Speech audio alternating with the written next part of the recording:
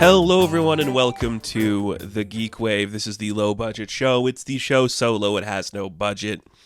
And this week, we are looking at all things CinemaCon. The big event happened last weekend. The industry had its huge thing happen. So, let's just celebrate it for a bit. I would have done this video sooner, maybe got it out a little bit sooner, but unfortunately, I spent the weekend in the hospital recovering from an incident. I won't get too much into it, just it kept me away for a couple of days and was very painful. But things are hopefully in the clear right now. Won't have to go back forever. Well, not forever. There's always going to be a reason to send somebody to the hospital. If things go right in your life, you're either going to die in a hospital bed or in your own bed. I think those are the only cases that you'd really want. So, we all have something to look forward to. Perfect time to talk about dying when talking about CinemaCon, because this is the event about cinemas. It is about like film and the film industry, but it's also more about theater chains and theater owners and people who work in theaters and that kind of stuff, and how the exhibition of like cinema has changed and is in a whole new area. It is kind of interesting. I don't know if like that side of things is like the coolest thing to talk about or like what people are excited for. And I get that. It's not going to be for everyone. Some people just want to blindly watch their content, and I understand it. It's going to happen no matter what. But truthfully, I like knowing how people are talking in terms of like behind the scenes stuff, especially at like theaters and cinemas, because I love going to a movie theater. I enjoy it so much. It's one of my favorite things. I do it every week. I need that. I need that release. Even if it becomes like a specialized thing, which I really hope is not the case. There's a chance in like a decade or two it could become the case. Even so, I still really like going to the cinema. I will find a way to go to a cinema, regardless of what that looks like 10 years, 20 years from now. I'll be there. I will find a way to go. And I'm very excited about it. But some reports you hear coming out about it is just like, maybe things aren't really good in the land of cinema. We should extend theatrical windows again. Maybe we should like reduce prices on stuff. But then again, how are we getting people to the cinema and drawing in audiences again? It's very complex. Like, there's so many gimmicks now. We could probably do like a whole episode talking about gimmicks at the movie theater. I think there's good and bad in both of those. Having it feel like an experience. Like you can come here, get some food, have some drinks, and do like a film you want to see, and kind of make it like an actual date night or an excursion. You can play games here. You can like let your kids play in this ball pit or something. Not a ball pit, but you know what I mean. I think that is good. That gets you to make this trip like a family outing where you can get everybody involved and have something for them to do. On the other hand, it is making things more expensive. It is taking away from the real estate that could be for more screens. But I also think when it comes to the screens, there's not enough movies to show. And I know that's like a weird thing to say. But truthfully, it definitely kind of feels like there isn't a huge selection of film. Especially from this show. There's a couple things here and there to talk about, but I was like, yeah, I don't know. Nothing that's like crazy excessive to like talk about. It's very weird. But that is the case, we just don't make a lot of films as we used to. And that is just what studios are about now. It's like, do we make 10 movies for $50 million, or do we make one movie for $250 million? And hope we get $1 billion from it. That's probably where they want to go with things, which is scary in its own right. I'm trying to think now. I think in the city I live in, there's a bunch of multiplexes, but I think the one with the most screens has 16. And I think currently, I guess I could actually look it up while we're talking here. I want to see how many of those 16 screens is currently occupied by Minecraft. So that's going to like take away from the amount of films playing. Let's actually look. So there's 16 screens. Let's see how many different films are playing. So Minecraft is taking 1 screen, 2, 3, 4, 5 screens for Minecraft. then every other movie gets one theater, it's kind of cool. Oh man, they're doing a retrospective on David Lynch stuff. Should I go? Should I go see Eraserhead tonight while I'm recording this? Oh man, that's tempting. Also making and this is a whole other thing that doesn't really connect to CinemaCon, but Angel Studios did have a booth set up at CinemaCon. And I know, I don't think The Chosen's still attached to Angel Studios now, but I think putting The Chosen in theaters is really helping that show. People are genuinely coming out to see it. And that's really exciting. So if more things happen like that, I think that's one of the best examples of events at a theater is the way movies and TV productions from Angel Studios and the show The Chosen is really affecting that. That is actually helping a lot. And Minecraft is going to help people a lot. I haven't seen it yet because I was in the hospital, but I heard a lot of people saying it's like the Barbie movie meets Rocky Horror Picture Show, just in terms of the cultural impact it's having and the way people are reacting to the theater, seeing stuff happen. That's kind of cool. That's pretty sick. I like that energy. But we're not here to talk about Minecraft. I apologize. We're not talking about it. Let's talk about a couple of the big things to come out of CinemaCon. In terms of the films, because, we could sit here all day and talk about what's good, what's bad for the film industry and how theaters are going to survive that. And I think a very telling sign that things are in trouble is that a David Fincher sequel to Once Upon a Time in Hollywood, if a Quentin Tarantino script and Brad Pitt starring, is going straight to Netflix. That sucks, but hey, whatever. About that, I could talk about that a little bit more, but I just genuinely don't give a shit. I don't think that is interesting. That whole concept does nothing for me. It doesn't get me excited about anything. I was yeah, of course these guys would want to do that. They don't have anything else going on. So let's get into it. Let's start with this. A lot of Spider-Man stuff came out, including the announcement of when Beyond the Spider-Verse is going to be coming to theaters, and it is looking like a 2027 release. Do you remember when they promised this movie was going to be out in 2024? Yeah, that was dumb. I don't know why they would say that. That was never going to happen. And I don't understand why they thought it was going to happen. But nonetheless, there you go. That's going to be coming out or something. Hard to say. I wish I was more excited. I am semi-Spider-Man influenced right now. I've never been the biggest Spider-Man guy. And I am still somebody who stands by that logic that the more Spider-Man characters there are, the more you take away from what makes Peter Parker special. And when you have an entire Spider-Verse, it does lose itself. I don't need the random jokes. I like when they take a concept and actually run with it to make an actual realized character. So that's more fun to me than the other stuff. I hope this is good. They showed some concepts and footage. It looks fine. It looks fine. I think people will be happy. I am indifferent to the whole thing, but I'm going to be there nonetheless to check it out. It's just never been my thing. Not the first movie, not the second one.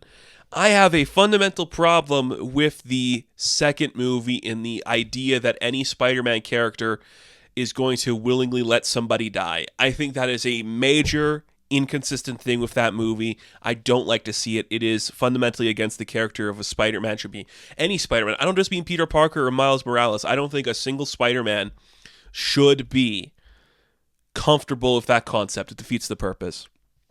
Okay, we also got the title for Spider-Man 4, which is Brand New Day, which follows the events. If you know the comic book, that's the new era from, I think, 2008 onwards and stuff.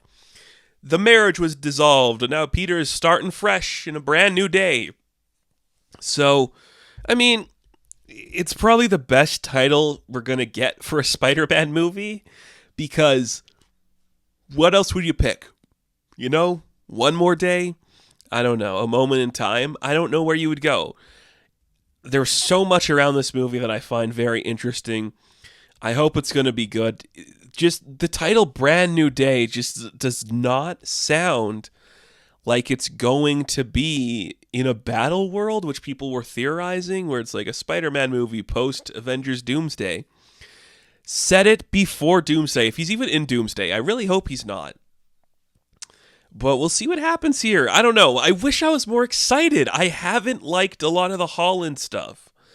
But I really think a good Spider-Man movie will be a good idea. And that era of Spider-Man is kind of like a modern classic. Not saying it's perfect, but it's become interesting. It might be the last time the character was handled with any nuance and respect and dignity before he dies and becomes Doc Ock and things just go downhill from there. It is crazy. I mean, I guess there's some similarities with like modern Spider-Man and comics to classic like Lee and Ditko stuff, but not a lot. And it feels different. The types of nerds we talk about today are different people. You know, it's a whole different ballpark, but whatever. So 2026, a couple weeks after Holland is in the Odyssey, we're going to get Spider-Man Brand New Day. We have Sadie Sink in the cast. She's the only person that is confirmed. We don't know who she's playing. There are reports it could be Mary Jane. There are reports she could be Jean Grey. I hope she's none of those characters and she is somebody new altogether. But we'll see what happens. I am interested enough in it to figure out what that could be. We also got word on Jumanji 3, another movie in 2026. So hold on to your hats. Jack Black's back as the character he is in that movie. No care for these. They're not that good of movies. I'm not a fan of it. It feels like we've never had a genuinely good jungle film in a while. But whatever. We'll see what happens there. Here's something interesting that we have to talk about. I've talked about this in numerous places already. You might have seen on my social media. I have a lot of thoughts about this. 2028, we are going to see an April release for 4 of the Beatles movies. All 4 of them are going to be coming out in April. I don't think it's confirmed if they're going to do one a week. They're all going to drop at once. There's going to be select showings in different places. I think it'd be a really fun gimmick if, like, in different places, like different cities, got a different movie. So, like, oh, you have to travel a couple hours if you want to see the Ringo movie because only John's playing where you are. I think that'd be kind of fun. It'd be crazy as fuck and nobody would be happy. But it's something to do. Also, I heard people theorizing that maybe they could be, like, set in, like, different timelines. So you, like, start with, like, here and you end at the end. And, like, each one of the movies is, like, a different timeline. So, like, a different number of years for each one. So you, like, maybe see the start of stuff with one of them and where it ends up, probably with like John, I would imagine, at the end. That is a lot. And we were just talking about how like theaters are doing gimmicks and stuff. This is the bad type of gimmick. Because if you are a casual fan, are you going to pay, let's say the average ticket to a theater is $15. Are you going to pay $60 to go to a theater to see all 4 Beatle movies in a week? I don't think so. You'd probably see Paul. You'd probably see John. Sorry to George and Ringo. I don't know if you're going to get the same numbers. And even so, wouldn't it suck if you were the one that bombed? If you were the last movie and nobody saw it? Just thinking about it. Sam Mendes is directing. He is fine. And we have a cast announced, like, it's going to come out in 3 years, so we have Paul Mescal as Paul McCartney. I think that is a weird choice, but whatever. Harris Dickinson as John Lennon, another weird choice, I don't know. Barry Keoghan as Ringo Starr, I don't get it, but okay. Joseph Quinn as George Harrison. I don't get any of the casting. I don't like it. I think these guys are too old. I think they're too old, and in 3 years, this movie's going to come out. They're not filming it right now. They're going to film it soon, but they're too old, and I don't know how any of them can sing. I don't think I've heard any of them sing. I never watched Stranger Things, so I don't know if Joseph Quinn sings in that.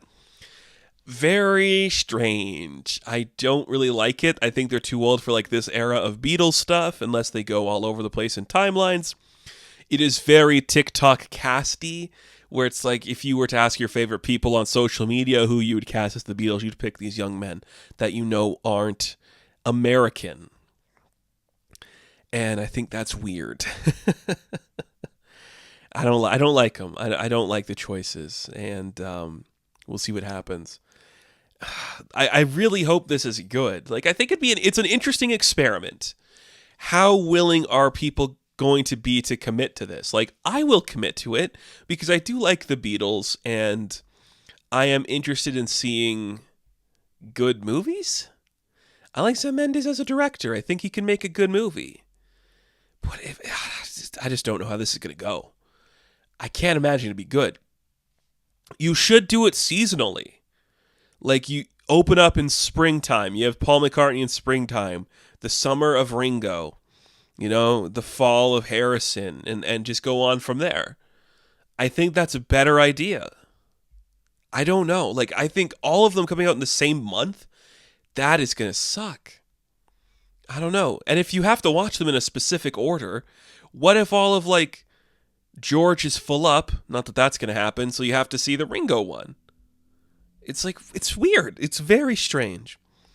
Bad casting, weird idea. I don't think it's going to succeed, but whatever. They're also talking about splitting up that Michael Jackson movie into 2 parts, and I'm like, that is not a good idea. I think you can trick your audience into seeing one Michael Jackson movie in their lifetime. After that, it's over. You can never do another Michael Jackson movie. A 2-part Michael Jackson movie when we know what's going to happen to Michael Jackson, that is risky as fuck. And not in the good way. So the Beatles movies, 4 of them, 2028. If the world is still around by then and we recover from this incoming economic collapse, let's watch it. Let's have fun with it. Lionsgate also did some stuff. We don't have to talk too much about it. A lot of John Wick crap. So John Wick 5 was announced, which if you're excited about that, I'm happy for you. I can't get excited. I don't really care. But Chad Stahelski and Keanu Reeves are coming back for it. So that's something. They showed ballerina stuff as well. I mean, I couldn't really care less about this world. I think a lot of problem with modern movies come from the John Wickification of stuff. So I don't need a spin-off from John Wick about, like, the ballerinas. I don't care. I have no interest and desire to see that or talk about it. But we'll probably talk about it on the channel because that's what I do here. And then, John Wick 5. So he's not dead, or he is dead, or he comes back from the dead, or maybe he plays, like, another character. Who cares?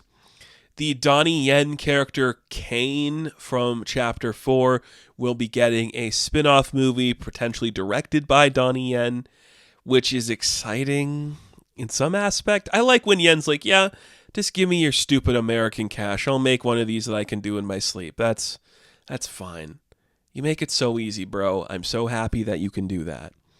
And then we're getting a prequel movie that is animated, which is a stupid idea because the whole point of the John Wick universe is to see the action and the stunts.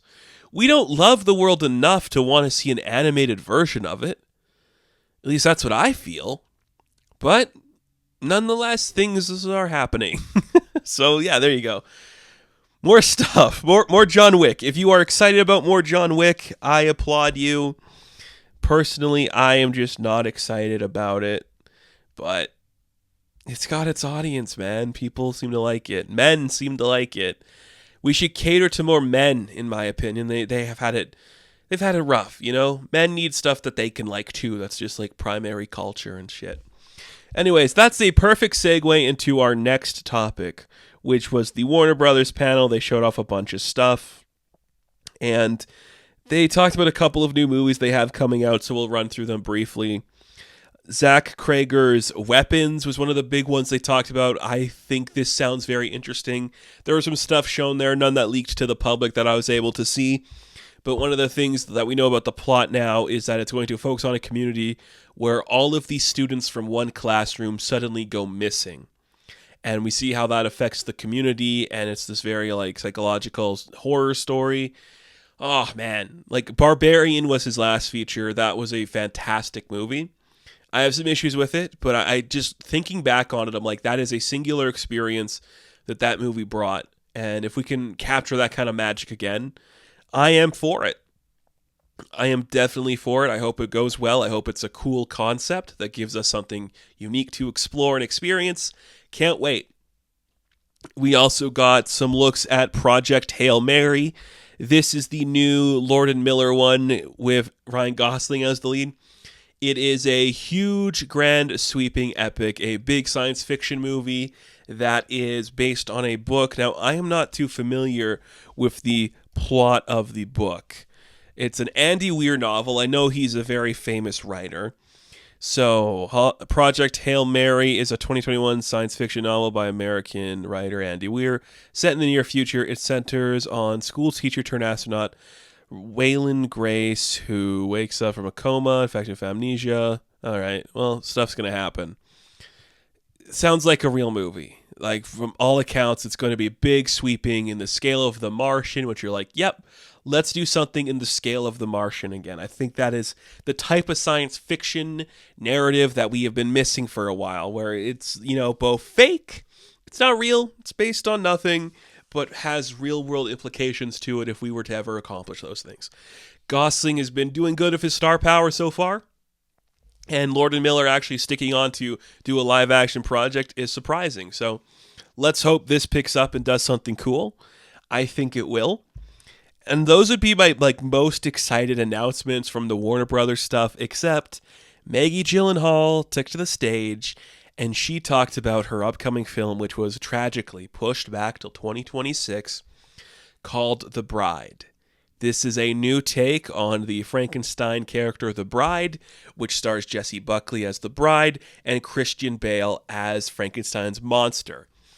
There was footage shown apparently, and the vibes it was giving off are gothic horror, mobster, tragic romance, film noir, cinephile, dead poet shit.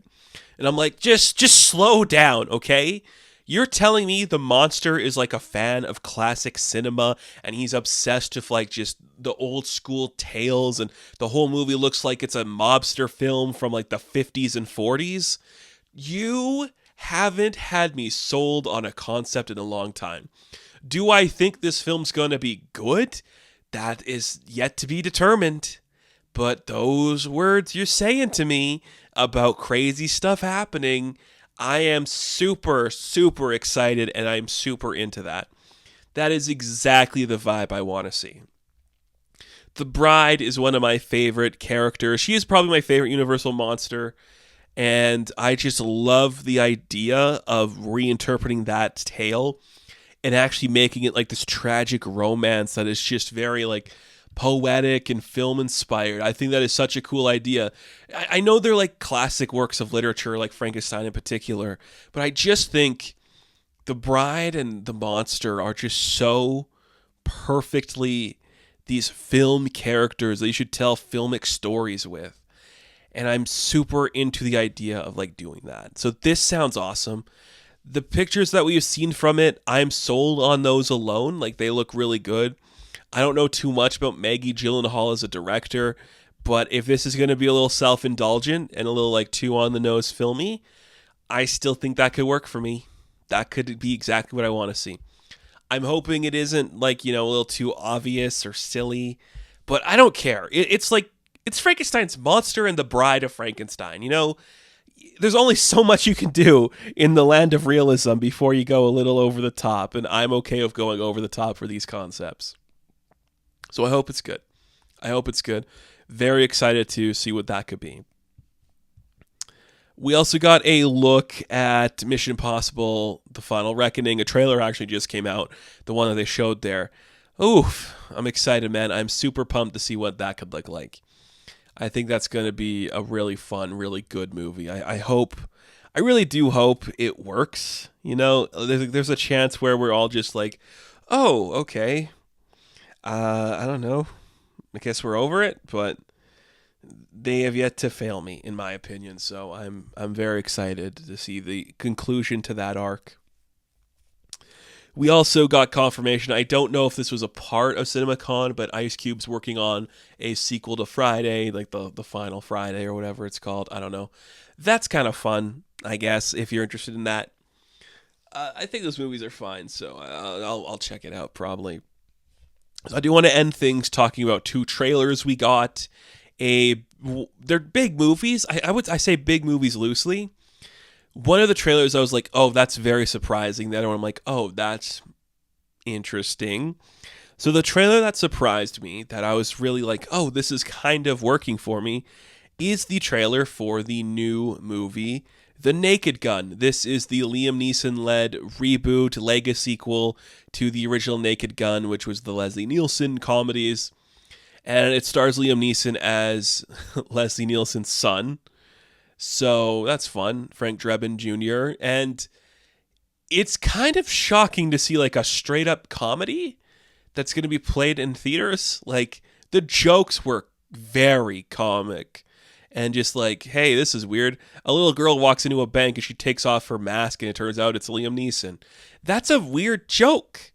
And I don't know if people are going to love that. But I also think nerds are going to love it. I also think this is the perfect time for like a movie to come out that's going to make fun of the Lego sequel, where there's literally like a room in like the law office where all of the new officers, I guess the police station, not the law office, all the new officers are like looking up to a shrine of their parent that's like, I won't let you down. And we even see one for O.J. Simpson and his son cop who's like, I'm not doing that. Like that is funny. That's a good joke. That is a solid joke. That's the kind of joke you make when you're like, there's no way you could make Naked Gun today. And someone's like, actually, you could. You just have to spoof on the thing that's happening in Hollywood right now. And that's what they're doing. So the trailer, it worked for me. It's a little obvious, but that is the type of humor that we see in The Naked Gun. Is that going to be for everybody? Of course not. Naked Gun's not for everybody. But if it works, we got something special on our hands. Something that we may never see the likes of again. So let's all celebrate it. Let's all celebrate it. Let's just get down in the dirt and celebrate. And we have one more trailer to talk about. This is for Tron Ares. We have our first look at Tron Ares. And this is a film highly anticipated that I have been thinking about for a while. You all know I'm a massive fan of the Tron franchise. One of my favorite concepts out there. It is my favorite video game adjacent movie, my favorite going into a computer kind of movie. But I'm very hesitant about Tron Ares. A lot of the footage we saw, I think all the footage we saw, takes place outside of the grid in the real world, which, in my opinion, defeats the purpose of a Tron movie. Like, why do we want to see things from the computer interacting with the real world? We're dealing with so much weird AI stuff today. I don't really like that concept and having that like explode over here. I want us to go back in the computer and see how things have changed in the computer. Maybe we're fighting like even weirder rogue AIs in the computer. I don't know. It looks fine. I think there's something visually interesting about seeing like a light cycle on the streets of a city. But is that what I love about Tron? Not really. I love the weird lights and computers. But we'll see. At the end of the day, this could just be nothing. I hope it's something. I like the cast aside from Jared Leto. I don't know why he still gets work. I don't know how he still gets work. But hey, two Tron movies in my lifetime. I never thought I'd see the day. You know, after Tron Legacy came out, a film I fell in love with. Fun fact about Tron Legacy, the character design of Tsunami, which is the character you see in all my marketing. If you see like the one where he's holding his weapons, which are like those rings or those discs, I designed those after I saw Tron Legacy when I first designed Tsunami, because that's how much I love that movie and the concepts in it. I owe a lot to Tron Legacy, a movie that I think is perfect. And I don't know how this is going to live up to that. But I guess we'll see. It's possible it's good. Of course it is. Anything can be good. Can it be great? Well, not many things are. There's some other stuff to come out that we could talk about, like one battle after another got more play. The Phoenician scheme, which is the Wes Anderson one, got more play. Megan 2.0 got more people talking about it. FNAF stuff happened, and Minecraft exploded over the weekend. So just know, okay? We're getting that Fortnite movie, and I think we'll come back and talk about that in a later episode, like what's happening after Minecraft, but we'll see. Anyways, that's CinemaCon. Some stuff happened. It's in Las Vegas every year. I might try to go. If I can get some passes to it, I would like to go and just be a part of that. I love Las Vegas, one of my favorite cities, one of my favorite strips. I just love gambling. Maybe I just love gambling. Maybe I need to go gamble, and that's what I'm thinking. But no, it's always a good show, even if the industry's in a weird place. So I think it's curious. We'll see what happens. Until then, when this happens next year, thank you all for watching and listening. Be sure to like and subscribe to the channel. As always, you can check me on Instagram, TikTok, and Twitter. And of course, I will catch you in the next one. Have fun. Stay safe. Good luck.